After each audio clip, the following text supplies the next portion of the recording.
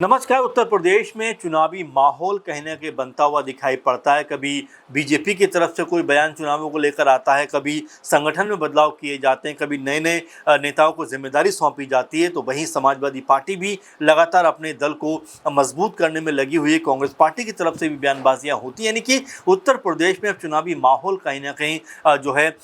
मजबूत होता हुआ या उसका पारा जो है वो हाई होता हुआ दिखाई पड़ता है। लेकिन इन तमाम चर्चाओं के बीच में एक बार फिर जो लोक जनशक्ति पार्टी रामविलास है, उनकी तरफ से एक बड़ा बयान सामने आया है कि उन्होंने 2027 के लिए अपनी पार्टी की तैयारियां उत्तर प्रदेश में जोरों शोरों के साथ में शुरू कर दी हैं। और यहां तक कि पार्टी अध्यक्ष जो है चिराग पासवान रविवार यानी 5 जुलाई को लखनऊ में बड़ा एक सम्मेलन करने वाले हैं अपने कार्यकर्ताओं के साथ में। तो इसका मतलब ये है कि वो भी रणनीतिक तौर पर अपने आप को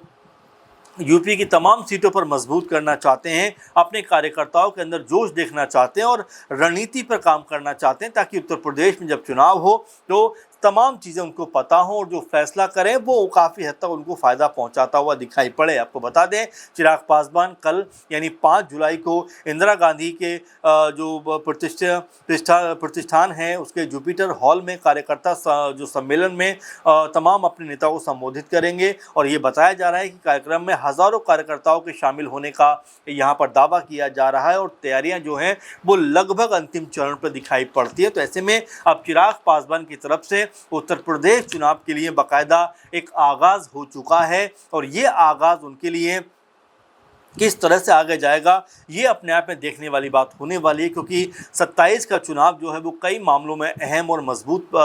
हो सकता है, क्योंकि यहाँ पर बीजेपी अपनी सत्ता को बचाने का काम करेगी, तो वहीं समाजवादी पार्टी जैसे जो दल हैं वो लगातार इस फिराक में है किसी तरह से सत्ता में वापस आया जाए। इसी कश्मकश में तमाम तरह की रणनीतियाँ और समीकरण यहाँ पर बनते हुए और बिगड़ते हुए दिखाई पड़ते हैं। लेकिन जिस तरह से चिराग पासवान ने इस बात का ऐलान किया था कि वो उत्तर प्रदेश में चुनाव लड़ेंगे, तो क्या उत्तर प्रदेश में उनको जो है बीजेपी के साथ ही चुनाव में उतरना पड़ेगा? क्या बीजेपी उनको उतनी सीटें दे पाएगी? क्योंकि वैसे भी अगर देखा जाए तो एक तरीके से उत्तर प्रदेश में बीजेपी के साथ में सुबह सपा की नई एंट्री हुई है 2022 की अगर बात करें, उसके अलावा जयंत चौधरी की एंट्री हुई है,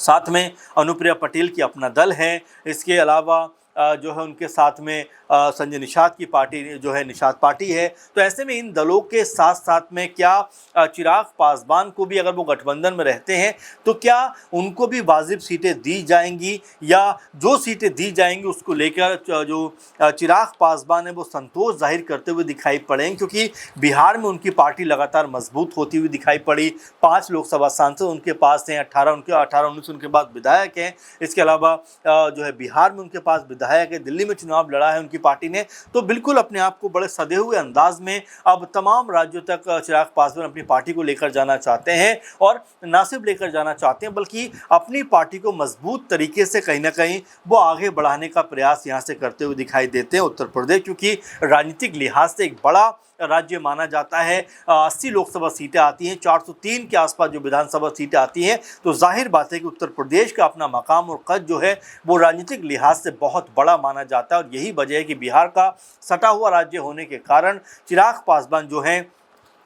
वो अपनी संभावना यहाँ पर तलाशते हुए दिखाई पड़ते हैं। इसी कड़ी में लोजपा जो है रामविलास के जो उत्तर प्रदेश प्रभारी हैं अरुण भारती, वो ये कहते हुए नजर आते हैं कि 2024 में विपक्ष ने संविधान और आरक्षण खतरे में है जैसा झूठा नैरेटिव चलाया, और चिराग पासवान हर मंच से कहते रहे कि जब तक रामविलास पासवान का वंशज जिंदा है तब तक संविधान को कोई खतरा नहीं हो सकता और ना ही आरक्षण को हो सकता है। अब चिराग पासवान यूपी आकर इस संदेश को जनता तक पहुंचाएंगे, यानी एक तरीके से जिस तरह की बातों को राहुल गांधी और जो अखिलेश यादव ने इस बात को सामने रखा था कि अगर बीजेपी जो है 400 के आसपास सीटों पर आ गई तो संविधान और आरक्षण को खतरा हो सकता है। अब इस बात को अरुण भारती कहते हैं कि ये पूरी तरीके झूठा नैरेटिव था, लेकिन अब चिराग पासवान जो है मजबूती के साथ संविधान और आरक्षण को लेकर उत्तर प्रदेश में अपना रुख स्पष्ट करते हुए दिखाई पड़ेंगे और जनता तक इसकी जो आवाज़ है वो पहुंचती हुई दिखाई पड़ेगी। आपको बता दें कि सम्मेलन में चिराग पासवान अपने कार्यकर्ताओं को चुनावी मार्गदर्शन देंगे और दलित प्रतिनिधित्व को लेकर पार्टी की रणनीति बताएंगे। अरुण भारती ने कहा है कि चुनावी साल में राष्ट्रीय अध्यक्ष जनता के बीच रहेंगे, यानी अभी तो सिर्फ शुरुआत है। इसके बाद में लगातार चिराग पासवान जो है उत्तर प्रदेश में जगह जगह जाकर चुनाव प्रचार करते हुए नजर आएंगे, जगह जगह जाकर कहीं ना कहीं अपने लिए और पार्टी के लिए माहौल बनाते हुए दिखाई पड़ेंगे। लेकिन उससे बड़ा सवाल ये सामने आ जाता है कि अगर हम गठबंधन की बात करें, जैसा एनडीए के पास में उत्तर प्रदेश में ही देखें तो उनके पास में जो है जयंत चौधरी की आरएलडी पार्टी है, ओपी राजभर की सुबह सपा है, संजय निषाद की निषाद पार्टी है, अनुप्रिया पटेल की अपना दल एस है। तो इन तमाम पार्टियों के साथ में अब चिराग पासवान की जब एंट्री होगी तो क्या उनकी सीटों पर असर पड़ता हुआ दिखाई पड़ेगा, क्योंकि अनुप्रिया पटेल जो है 2022 में 18 सीटों के ऊपर चुनाव लड़ी थी और 12 सीटें वो 17-18 सीटों पर लड़ी थी और 12 सीटें वो जीतती हुई दिखाई पड़ी थी। अगर हम संजय निषाद की बात करें तो उनकी पार्टी 15 सीटों पर लड़ी थी, 6 सीटें जीतती हुई दिखाई पड़ी थी और बाकी सीटें बीजेपी के पक्ष में थी। तो लेकिन इस दफ़ा जो कहानी है वो कुछ बदलती हुई दिखाई पड़ेगी। एक तो आरएलडी को सीटें देनी पड़ेंगी, दूसरा सुबह सपा को भी सीटें देनी पड़ेंगी, क्योंकि दोनों पार्टियाँ जो थी वो 2022 में अखिलेश यादव के साथ में गठबंधन के साथ में चुनाव लड़ी थी, लेकिन इस दफ़ा वो बीजेपी के साथ गठबंधन में है और चुनाव लड़ेंगे तो उनको कितनी सीटें जाएंगी। और साथ में चिराग पासवान जो अब लगातार अपनी जो पार्टी को बुलंद करते हुए दिखाई पड़ रहे हैं, उत्तर प्रदेश में 5 जुलाई को यानी कि कल एक बड़ा सम्मेलन भी होने वाला है कार्यकर्ताओं का चिराग पासवान के साथ में। तो ऐसे में जाहिर बात है कि चिराग पासवान अपने संगठन को मजबूत तो करना चाह रहे हैं, लेकिन क्या उनको उनके मुताबिक सीटें मिल पाएंगी? क्या जैसा वो सोच रहे हैं कि उत्तर प्रदेश में आकर